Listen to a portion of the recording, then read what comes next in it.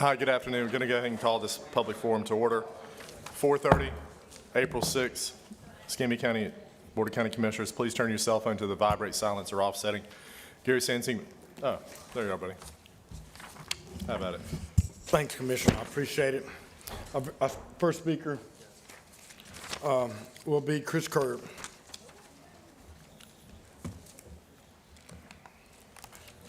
Thank you, sir.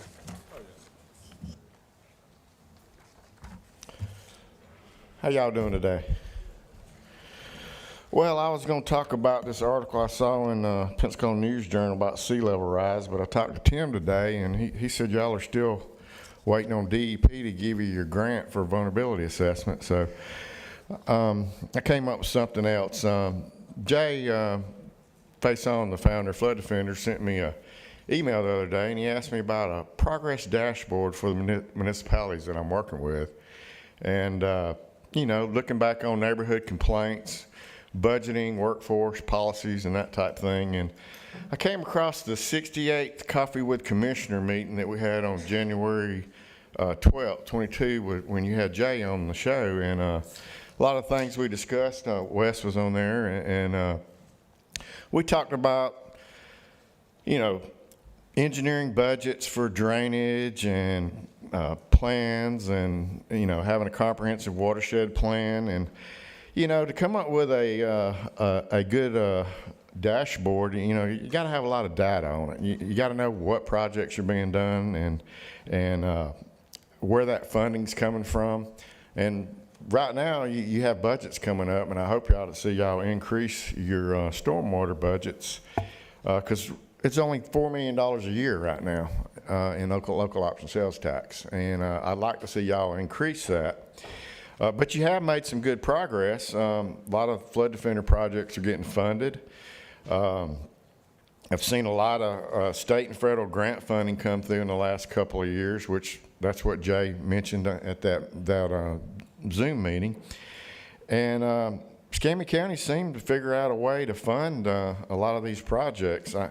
I don't know if it's all securing grants, using commissioner discretionary funds, moving funds around, restore funds, whatever. But y'all seem to be doing it, and I'd like to get a little more information from you on how y'all are doing that, so maybe you can get a little better deal.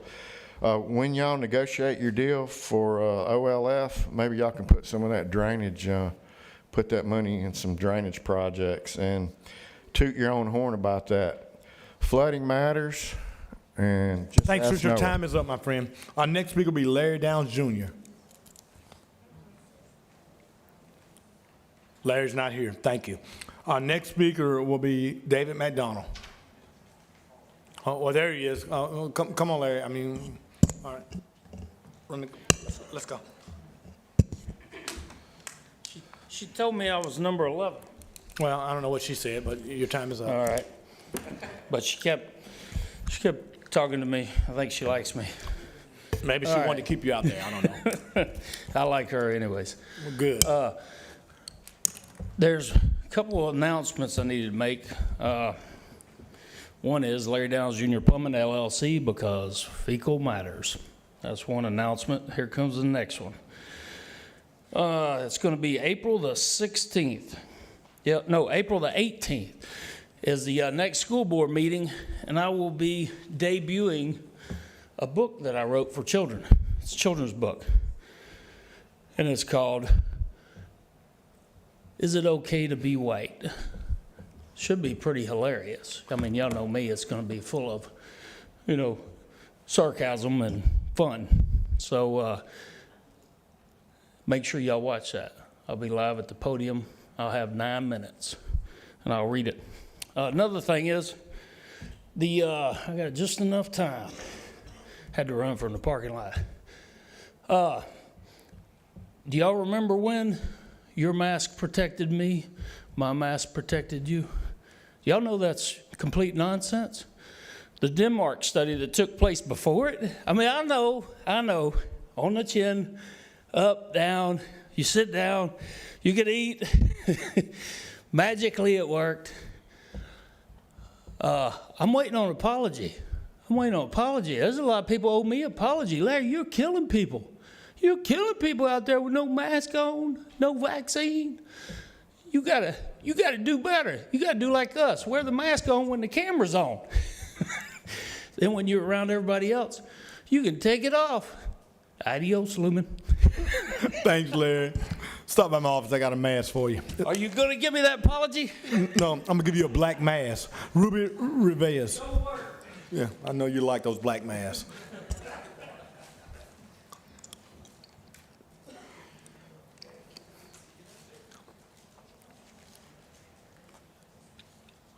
My name is Ruby Rivet, and Sorry, Miss Rivas, I didn't pronounce your name correctly. Thank you.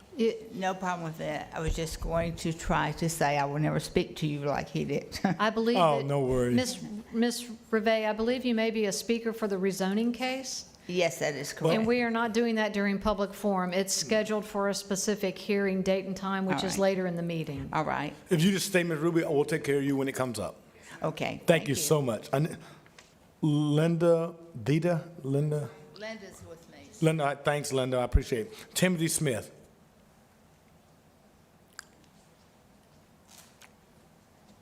If you ladies would get with someone in the back, they'll show you how to sign up for the agenda item.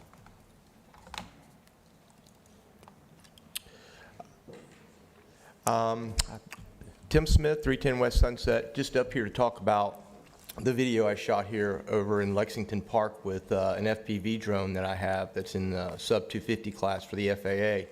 And Mr. Kohler had a public meeting last week over there about some improvements that we might be doing to the park.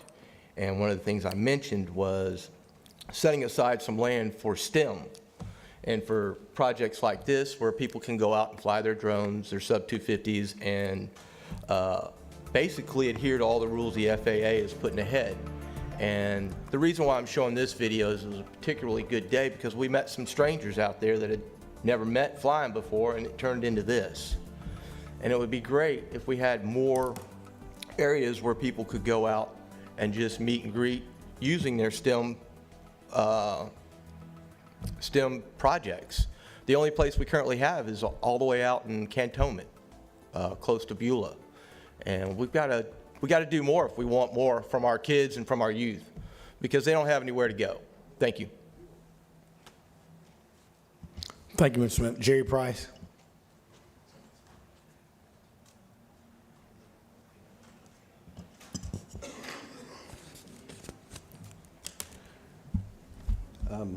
I got these. Thank you, sir. Well, I came up here with nothing changes. And I've been coming here about 14, 15 months and asking for things on the homeless issues to try to change some things or add to some things. And in 15 months, I've not seen anything out of these chairs up here. I have a lot of respect for you gentlemen. I mean, a lot of respect.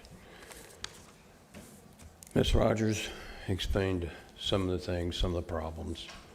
And I asked the question, well, am I doing something wrong in presenting this to you gentlemen, trying to solve some of the problems?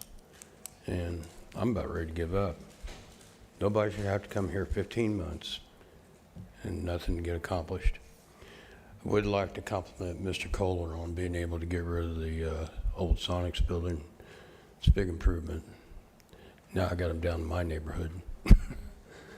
So, Thank you, Jerry. I appreciate you. Thank you so much. Will Smith.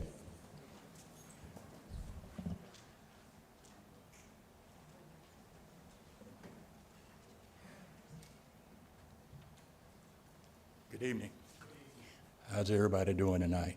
I came down here tonight because I saw in the news media about lowering the gun laws. I know y'all not the legislator or anything like that, but it concerns me with everything that's going on in Escambia County, not just in Escambia County, but all over the state of Florida and other states as well.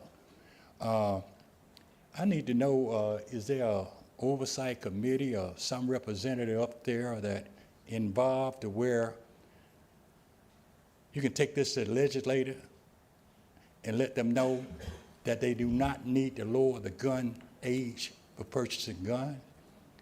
I spoke on this the other night at the open round table. I was there. And I know it. Yes, sir. But anyway, you know, this bothers me. And it should bother everyone else. You know, children are being killed. And guns are just like things of that nature.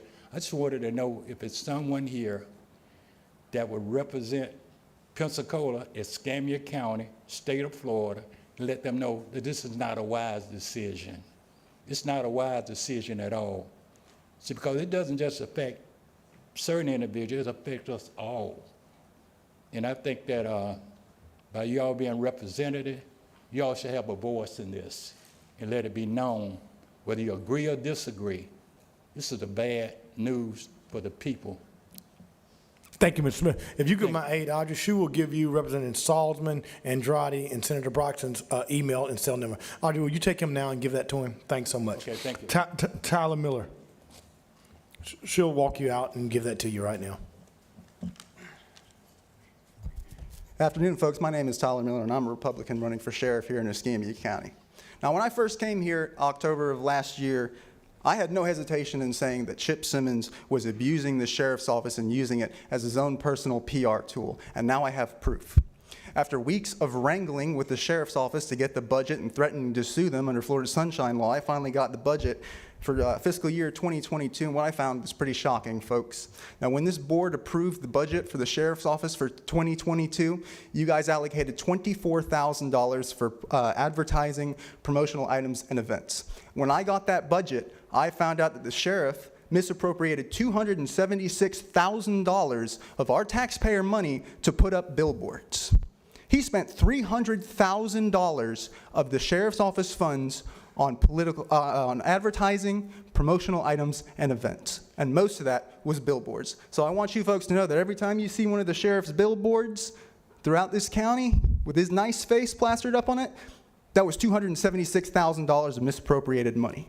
Now, when I tried to dig further into the sheriff's office budget to figure out exactly why this money was spent and how it was spent and where it came from, the sheriff's office wants to charge me $408 just to look at the receipts, just to look at public records, folks.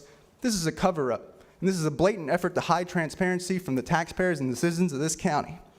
I want our families to know, as you're laying in bed at night and you hear the gunshots in your neighborhood, a neighborhood that otherwise used to be peaceful and quiet and safe for your families, that's $276,000 that wasn't spent on deputies patrolling our streets. That's $276,000 that wasn't spent on education for our children. That's $276,000 that wasn't spent fixing the potholes and widening the roads. We can and we ought to do better. I'm Tyler Miller, and I'm a sheriff. I'm running for sheriff as a Republican. Thank you. Thanks, Tyler. David McDonald. Hello, Commission. Thanks for having me again. I'm David McDonald. I'm with the Bayou Chico Association, where we focus on the environment and the watershed quality of the bayou. I'd like to ask to partner with you and help us solve a problem.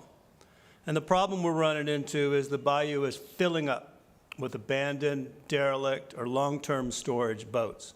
That is a risk to the environment. That is a risk to the property. It is blocking businesses, including a shipyard and big marinas, and it's becoming a bit out of control. Again, we're very concerned about the risk to the environment. We're very concerned about the risk to property, and we are very concerned when the hurricane comes through, all those boats start flying around Bayou Grande, Bayou Chico, knocking down property. We'd like to work with the commission, and we have talked to Mr. Kohler a bit about it.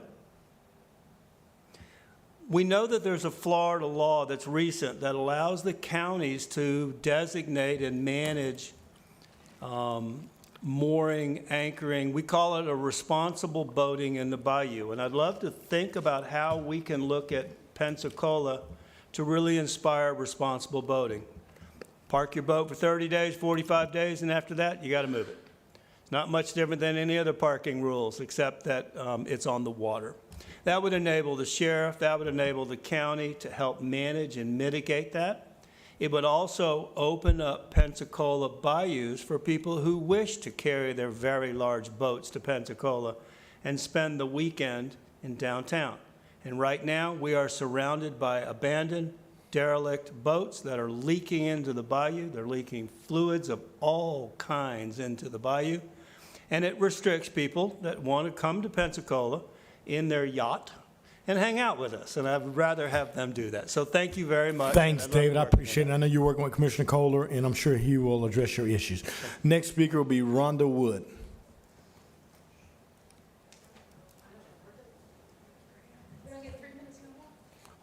Okay, I'm Rhonda Wood. I live at 7030 Nathan Road. There's a project going on out there, and I'd like to know where we can find out information of what they're doing and what the plans are. I know I'll they're tell you what, to dig- save your time, what you could do is meet with engineering staff, correct? So you won't have to worry about that. Who could she talk to, Wes? Well, they're doing a lot of work on the end, but on my end is where the flooding is, and Is Joy Blackman here, or who's from engineering here? Yeah, he will talk with you and address that. Chris Phillips. Chris Phillips, can you meet with her? Thank you, ma'am. Thank you. Uh-huh. Jacqueline Holly. Thank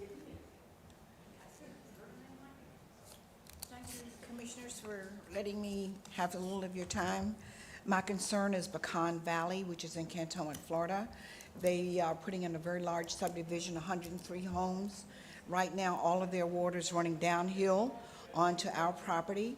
We've worked with them as well as Commissioner Barry, who referred us to engineering and planning.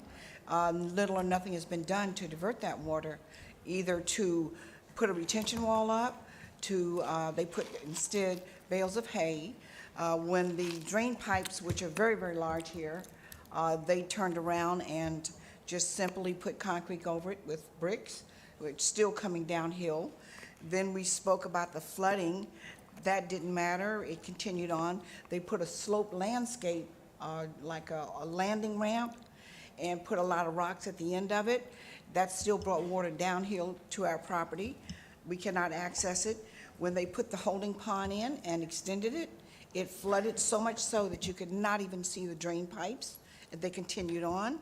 They added in a box that pumps water from that additional addition they put in to another underground pipe and put around it concrete rocks, which still does no good for us. So our land continues to be flooded. We have no relief, and they put a net over a second hold pipe in the ground, and that didn't do it either. So we're faced with stagnant water, bacteria water, snakes, mosquitoes, and the lack of access or egress from our property. We've spoken to many people at the planning, engineering, our commissioner, and so forth, and really have not had any relief whatsoever. That water is still running downhill. Thank you, ma'am, so much. Commissioner I Barry? have 5 seconds left. Oh, go ahead. No, I thought you were finished. I was trying to help The you. bottom line is, I would like for someone to come in and do us right. I think Commissioner Barry is going to address it real quick. Thank you so much. Jackie, if you don't mind, Dawn, will you get those pictures from her, please? Yes, I have extras. Okay, my aide. Jackie, right there. Don is right there. Yeah, and we'll certainly look at that. The county has not accepted the project for maintenance yet, so it is the time that we can. It's on the agenda for the 20th of April. Okay, well, it's the time that we can address issues if they exist, and thank you for the pictures. Thanks, Jackie. We appreciate you coming. George Levy.